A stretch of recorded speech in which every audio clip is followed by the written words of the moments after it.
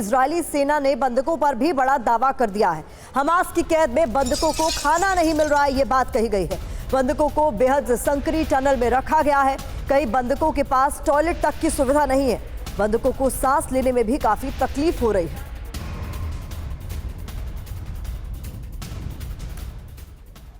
ये बहुत चिंताजनक खबरें सामने आ रही हैं। अब आपको बताते हैं कि अब तक कितने बंधक वापस लौटे हैं और कितने अभी भी आज की तारीख में भी हमास की कैद में हैं।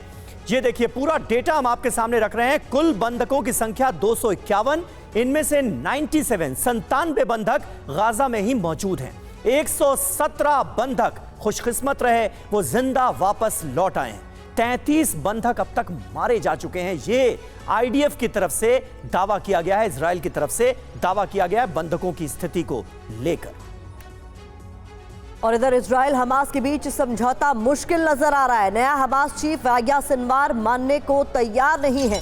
बंधकों की मौत से इजराइल भी भड़क उठा। तो बता दें कि समझौते की गुंजाइश खत्म होती हुई नजर आ रही है, मुश्किल नजर आ रही है, क्योंकि जो नया हमास चीफ है उसकी तरफ से जो समझ में आ रहा है कि वो मानने को तैयार नहीं है। जो शर्तों पर बात हो रही है वो मानने को तैयार नहीं है। और बंधकों की जिस तरीके से मौत हुई है, इस बीच इस पर इजराइल भी आग बबूला है, भड़का हुआ है। ऐसे में दोनों बातचीत के टेबल पर आए, ये संभव नजर नहीं आ रहा है फिलहाल।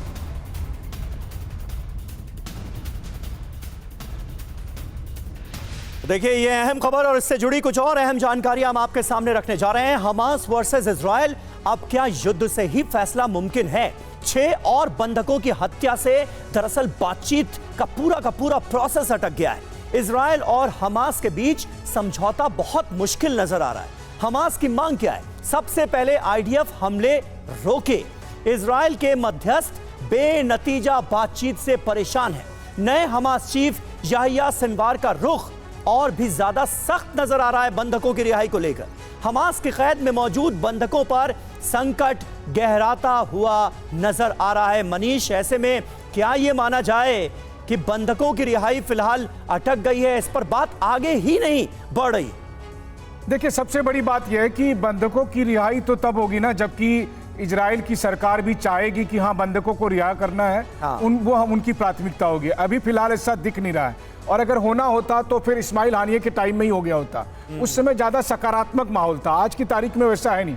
मोटे तौर पर अंडरस्टैंडिंग ये समझ में आ रही है कि अमेरिका ने इजराइल से ये कहा है कि इस वक्त अगर आप गाजा पे स्ट्राइक करोगे तो हम पर ज़्यादा दबाव होगा, हमारे चुनाव के लिए दिक्कत है, तो चुनाव तक आप रुक जाओ, चुनाव के बाद जैसा होगा फिर आप करते रहना।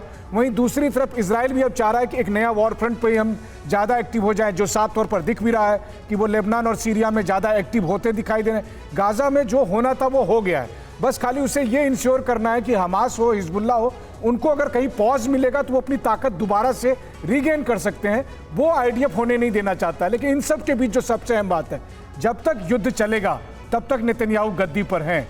और अगर बंधक आ गए तो फिर युद्ध लड़ने का कोई मोटिव बचेगा नहीं। और उसके बाद फिर जो सबसे बड़ा हिसाब होगा वो नेतन्याहू का होगा। इस बात का दबाव नेतन्याहू पर है।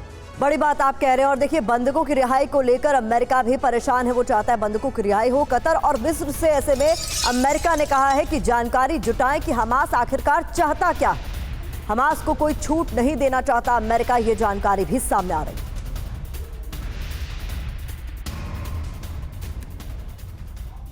और देखिए, एक बड़ी अहम जानकारी है। हमास से युद्ध में अब तक मारे गए हैं 1664 इजरायली। ये बड़ा नंबर सामने आ रहा है। हमास से युद्ध में अब तक 706 इजरायली सैनिकों की मौत हुई है। 706 सैनिक। अब तक हमलों में 17,809 लोग घायल हुए। हमास ने अब तक दागे हैं 20,000 रॉकेट्स। तो ये बड़ी जानकारी अब तक के युद्ध को लेकर सामने आ रही है। तो हमास से युद्ध में इजराइल दहला है। और इसको लेकर एक डिटेल आपके सामने। युद्ध के 338 दिनों में 1664 इजरायलियों की मौत अब तक हो चुकी है। 338 दिनों में 706 इजरायली सैनिकों की मौत भी हो चुकी है। 338 दिनों में 17,809 लोग घायल हुए हैं। जी हाँ, इसके अलावा 1,43,000 लोग अपने घरों से विस्थापित हो गए। इजराइल पर 20,000 से ज्यादा रॉकेट हमास की तरफ से दागे गए। तो हमास से जो युद्ध चल रहा है इसमें इजराइल को भी कितना जबरदस्त नुकसान हुआ है, ये साफ तौर पर इस डेटा से पता चलता है, इन आंकड़ों से पता चलता है। अश्विनी सिवाच साहब, किस तरह से आप देखते हैं? और जंग लगातार जारी है, इजराइल को भी जबरदस्त नुकसान उठाना पड़ रहा है इस जंग में, ये बिल्कुल साफ होता है इन आंकड़ों से। और यही वजह है कि बड़े पैमाने पर इजराइल की जो सरकार है, प्राइम मिनिस्टर बेंजामिन नेतन्याहू हैं, उनके खिलाफ भी घर में आंदोलन शुरू हो गया। इजराइल की सड़कों पर लोग उतरकर इस युद्ध की मुखालफत कर रहे हैं, सरकार की मुखालफत कर रहे हैं, यह भी हमने देखा पिछले दिनों। हाँ बिल्कुल समीर, इसमें कोई शक नहीं। देखो, लोग बहुत ज़्यादा आक्रोश में हैं, स्पेशली इजराइल में। वो चाहते हैं होस्टेजेस वापस आएँ, ये अभी सीज फायर होना चाहिए, क्योंकि इसमें दोनों तरफ बहुत ज़्यादा नुकसान हुआ है। आपने बहुत अच्छा बताया, ये पहली बार है इजराइल की इतनी हैवी कैजुअल्टी हुई हैं। तो ये भी सच्चाई है कि ये लड़ाई, मुझे लगता नहीं कि कोई सीज फायर हो जाएगा अभी इजराइल और हमास के बीच में नियर फ्यूचर में। उसकी 2-3 कारण हैं। एक तो फिलडेल्फिया जो कॉरिडोर है, मुझे लगता नहीं नेतन्याहू उसके ऊपर कॉम्प्रोमाइज़ करेंगे। वो कहते हैं कि इसको एक हम सेफ कॉरिडोर बनाना चाहते हैं, इजराइल के वहाँ ट्रुप्स रहेंगे। और दूसरा है कि गाजा पट्टी का कौन गवर्न करेगा जब इजराइल और हमास के बीच में सीज फायर हो जाएगा। वो नहीं चाहते हमास का कोई रोल। तो मुझे लगता है बात बिल्कुल अटकी हुई है, इस बात में कोई सोल्यूशन निकलेगा नहीं। अब होगा क्या? देखो, अब होने वाला ये है कि ये तो सच्चाई है कि जो भी कोई 97 जो होस्टेजेस हैं, वो उनका भविष्य क्या होगा ये डाउटफुल है, क्योंकि नेतन्याहू का अभी प्रायोरिटी नहीं है अपने होस्टेजेस छुड़ाना।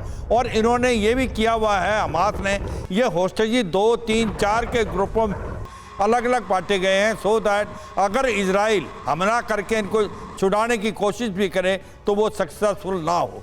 अब लड़ाई का दायरा बढ़ेगा, आप देखेंगे हिजबुल्लाह की तरफ, अब लड़ाई का दायरा बढ़ेगा लेबनान की तरफ, सीरिया की तरफ, इराक की तरफ। मकसद ये है कि नेतन्याहू चाहते हैं कि लड़ाई चलती रहनी चाहिए। और अब इजराइल और वर्सेस लेबनान वो बहुत खतरनाक हो सकता है। क्यों? क्योंकि जो हिजबुल्लाह की स्ट्रेंथ है वो 1.5 लाख से 2 लाख लड़ाकू हैं, उसके बाद 2 लाख के करीब उसके बाद रॉकेट मिसाइल हैं, उसके पास आर्मर्ड ब्रिगेड है।